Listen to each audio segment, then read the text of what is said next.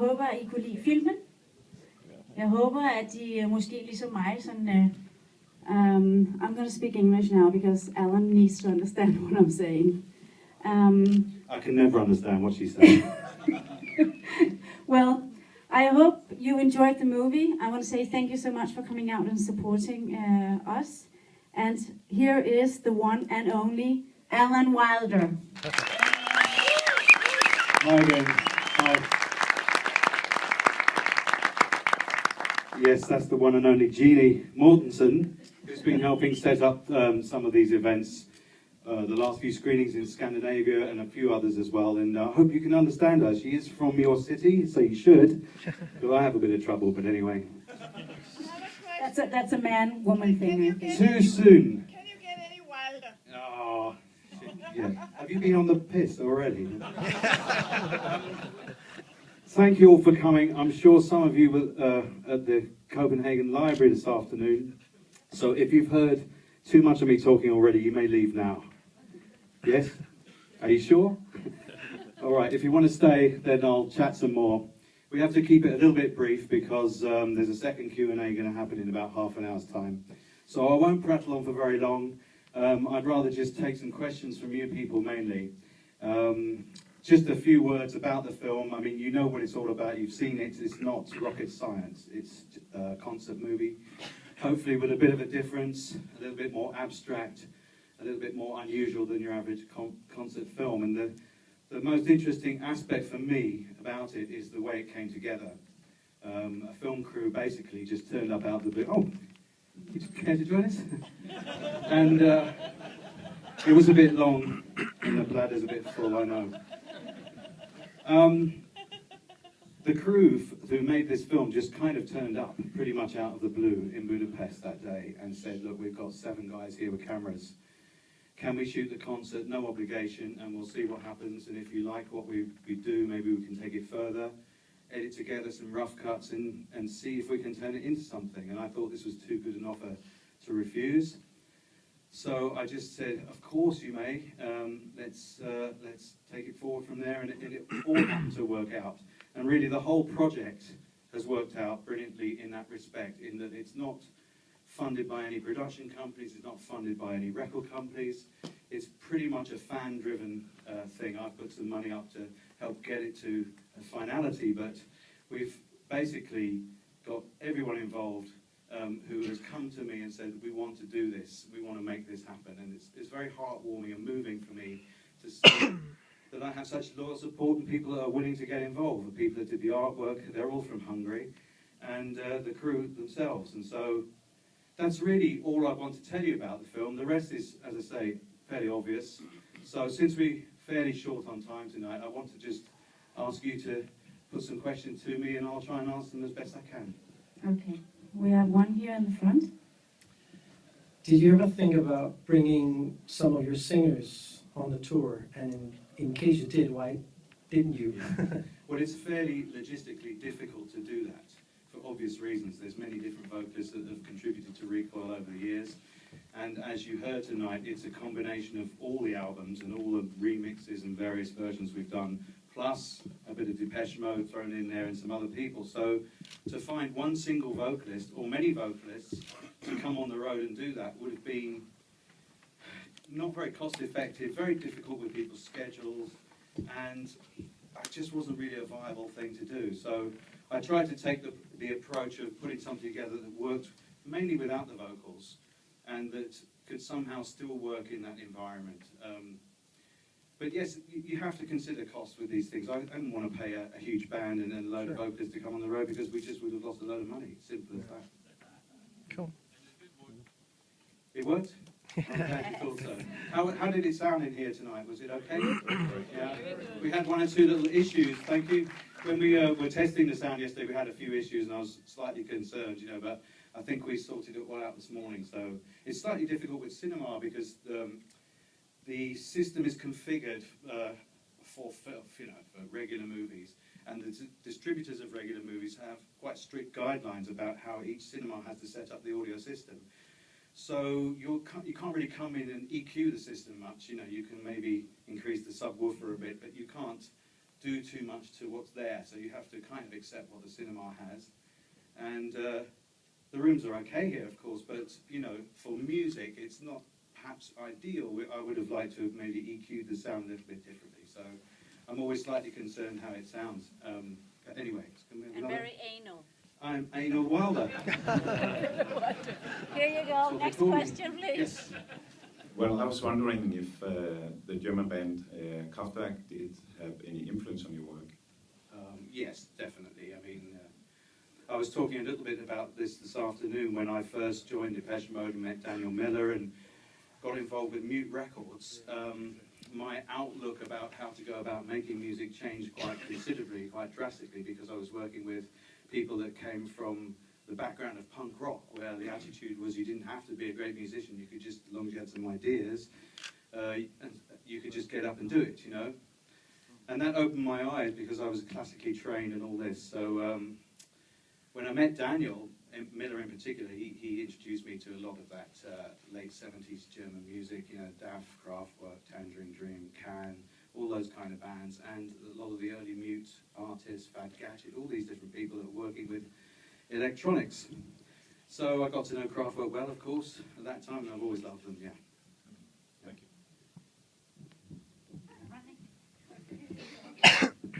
Thank you. Hi. Is it okay? Yes, hello. Okay, good. I'm just curious about your collaboration with Diamanda Galas on Strange Hours, because she's such an amazing vocalist with that huge range, and it's a bit different the way she worked with you, because she was so much more restrained. I wonder if there was something you could tell us about that. Yeah, I was a little bit nervous about working with her because I didn't really know what to expect. I'd heard a few stories, you know. She's And got that diva attitude. She certainly has some diva qualities. Yeah. But actually I found that I got along with her really easily, even though she takes over the room, you know, and she's a... Hmm? Yeah, I guess I was a bit nervous, you know, I was worried that she might have some problems with the way I work, because you're quite right to say I'm very detailed and kind of anal about it all. And but I've noticed, working with lots of different singers and other musicians, that it's usually the ones with extreme talent that when you get them in the studio are the most relaxed. And it's the people that are self-conscious or inhibited about their own, you know, worried about their own talent, that actually end up with the diva overtone. So as soon as we put Diamanda in front of a microphone, she was a breeze to work with, you know. Absolutely easy. She just did her thing and I didn't have to say a word, really. And the way I work is to soak up like a sponge any performance that any musician or singer gives to me. So, you know, I just hit record and she went off, and every take she did was completely different. And this just gives me a massive amount of source material to then put into my machines and do what I want with it. And she had a great attitude to that. You know, she didn't want to dictate what she didn't even want to hear back what she'd done. She was just trusted that it would be good and that I could use it, and that's exactly how it was. So yeah, she was great, really good. Yeah, I got my mic. I remember a story about you almost getting hit by a jet plane or something like that. Yeah. Can you Yes. elaborate? Because I can't remember it, but did you, like, were you close to being killed? Or? No, it's exciting. Like, was it? Exciting no, idea, story, having it's a me great killed. story.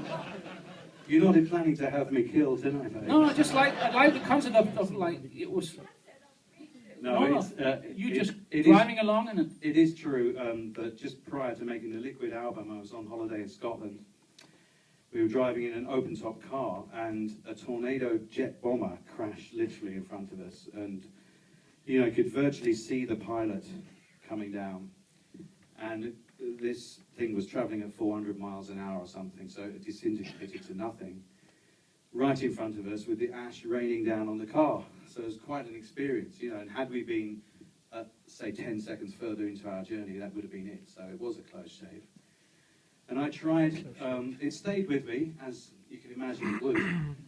And I tried to somehow draw on that experience when I was making certain parts of that album. And I tried to use the idea of a pilot's final thoughts as a kind of concept for the songs, but I didn't write the songs or the words, so it's only my own interpretation, my way of making sense of what I had musically. And the black box tracks, which starts and ends the Liquid album, is obviously based around that idea. So there you go. But I survived. Hi, Alan. Yes, hello. From one band who will never release another record to another, in the beginning of the movie you used a piece by Boards of Canada. What do they mean to you? Well, I just enjoy what they did. And actually I put together a little CD before the start of each live show we play to play as a sort of pre-music CD. And their track happened to be the one that we went on stage to that night. And I thought, well, just keep it in there. It's great, you know, and it set the mood nicely. So yes, that's it really. Any more? Hi Alan, first of all, thank you for your contribution to the beautiful music you've made. Yeah, I see you. Thank you. I was just wondering, as Recoil is doing a lot of atmospheric sound, have you ever considering doing music scores like we see in Trent Reznor from Nine Inch Nails doing stuff? Yeah, I am considering it, and I have thought about it. It's not the first time I've considered it, of course, but I've always had a little bit of trepidation getting involved with film companies, because I know they like to control things, and I like to control things. So I imagine, you know, it could be a bit tricky. But on the other hand, you know, it would be an obvious move, I think, for what I do to get more involved in film. And we were talking about this earlier, and David Rossi is here tonight. In fact, he's somewhere, there he is. And we were chatting together about maybe trying to work on a few things together with a view to that. Also, albums are becoming, I don't want to say redundant, but less important to people. You know, it's a new generation of music listeners who place much more emphasis on downloads, cherry-picking single songs, and the album concept is something that doesn't seem to be so appealing to people anymore. I mean, I still enjoy a good album, of course, but so I want to just keep an open mind about what I do next, and if I do make some music for film, it could turn into an album as well. It could be one and the same, you know, who knows? So I'm keeping an open mind, I'm putting a few feelers out, and I'd like to meet a few good directors. Any great Danish directors anyone want to recommend? You? Okay, that's it then. Me and him. So there you go, that's yeah. Yeah.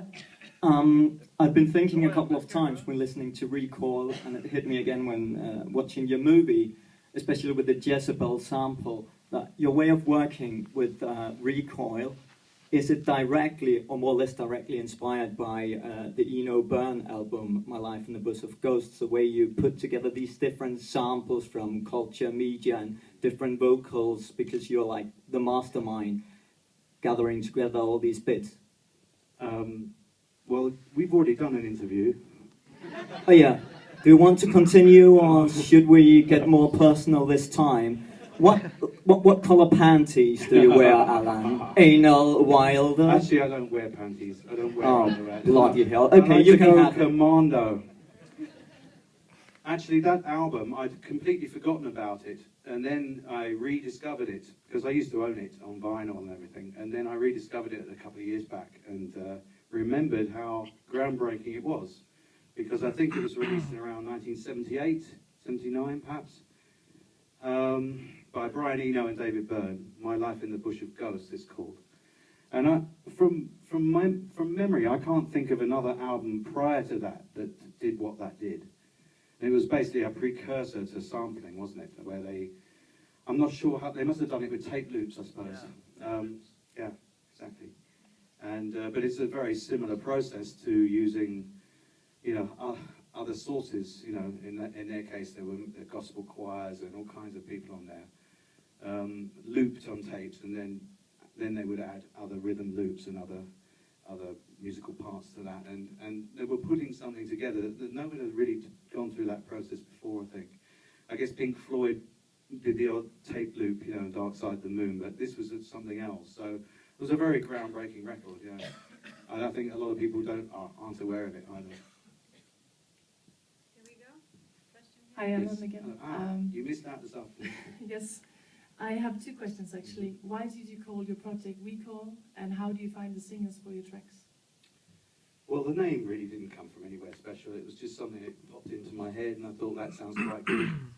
And the sort of idea that the music may actually cause you to recoil is kind of a nice idea, you know, that it's not music that just washes over. You have to sort of engage with it, you know. So it seemed to suit the project. And the second part of your question was, where do I get the singers from? It really depends on the music. I let the music decide first. So I don't have too many preconceived ideas. There's a few singers I like, of course, but usually when I start working on something, it suggests the singer to me, and it's at that point I think, oh yeah, this needs a female voice, or it needs a blues singer, or something like that. And that's when I start having ideas about how I can research who might be up for it, who's available, or even a sample. Sometimes I work with a sampled voice that I know that I can't really use, but it's a way to get me going, you know.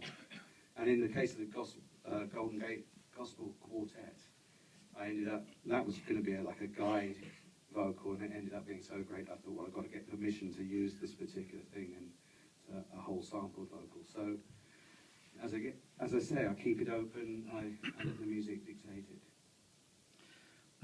Your warm-up act for the What tour. are you doing with that iPhone? I'm filming you. Don't you just hate it when people do that? You're on How many YouTube people in just 5 held up their minutes. phone and filmed the whole thing? Oh, that's so great. It's a memory for me. Okay. Your warm-up act, Architect, with Daniel Meyer. Yeah. How did that come about? Yeah, our Spanish promoter recommended him to, he just threw a CD at me one day and said, you've got to listen to this. And it was Architect, Consume, Adapt, Create album. And I was, at the time, I was working out in the gym, and I used to put this album on, and I just really found it really hypnotic. So I thought, well, I'm going to write to this guy and see if he's up for doing something, and he was. And that's how we met, and you know, started chatting, and then I invited him along to play some support slots on the tour, and we got to know each other. Cool. I realised he's very prolific. He knocks out remixes every week, and you know, he has lots of things, fingers in pies, lots of music on the go all the time. So we just got friendly, and then he ended up doing Want remixes. In fact, some of the music you heard in the film is from his remix of Want, which was the 3rd track or something. Cool. So, you know, that's what I like about this film. There's little bits of everything. There's no complete tracks, really, but there's lots of sections and pieces, and I like to use some of the more unusual remixes that have been done. You know. Question yes, sir. You use some samples from Tubular Army, and I'm a big Gary Newman fan, and I have this with dream about you two working together. Is that ever going to happen? I'm not sure. We're actually very good friends. I know Gary and his wife Gemma really, really well. They've actually just emigrated to the States, which was a big move for them. The reason I threw that little bit in there was because at the time we were just about to play a concert with them in Chicago on the tour, and we were playing around rearranging some of the music. And I thought, well, this will be funny. You know, I won't tell him. I'll just throw it in, see if he notices. He didn't even notice it. So there you go. And he was out watching the show, but he didn't even notice his own track. So, he's a lovely fella. Yeah. Well, this is going to be the last question, but there is another screening room. It's a cell 2, and there is space if somebody wants to go in there. So, so this is the last question, and then we can all, you know, everybody who wants can go in there if you want another Q&A. Otherwise, it's meet and greet in about 30 minutes downstairs in the foyer, and there's going to be DJs, and now it's, you know, all the highs and all the how we feel right now. We need to get that out. See what I mean? It doesn't make any sense. So, Alan, do you remember the Facebook chat we had that I wrote to you? Can you come to Copenhagen and play at the opera? That's actually me. Oh, that was you, was it? Yes. Okay. So, no, it's about the recall thing. Is that I think about this dramatic thing in your music. How do you relate to your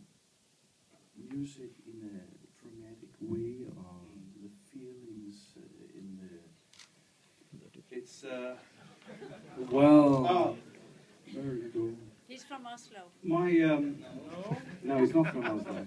He's a No, he's from Poland. My process of working on music, like I was saying with the vocalist, really, is an instinctive reaction for me. It's a series of sound experiments, and if it does something to me, then I'll go forward with it. If I'm not getting any feeling from it, I'll reject it. And then that leads me to the next thing, and I gradually build up a sound picture. And over time, it can start to sort of make sense to me. But the important thing is to trust that process and know that if I do follow that process, I'll end up with something that sounds like me, whatever my sound is. And that's it. I just have to follow my way of working to get there. And if that includes dramatic moments or dark moments, then that's just something that naturally comes from me. You know, people ask me why is the music dark. I don't really know. You know. Can I shoot in something? Quickly. No, it's like that. A lot of things that you're doing is actually quite cinematic. Some of the things that Alan is doing is quite cinematic. Cinematic. Yeah. Yeah.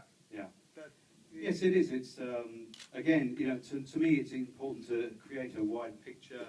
The detail, the sound detail, the sonic detail is very important. That everything has its place, and we're able to space the sounds out so they don't conflict with each other, and they create an atmosphere. An atmosphere, you've got to have an atmosphere. You know, Yeah. it's really important to me. And if it doesn't have it, I'm not going to move forward with that piece of music. You know. It could still go in many directions, but it's got to have something, some kind of feeling behind it, something that moves you. Now I have to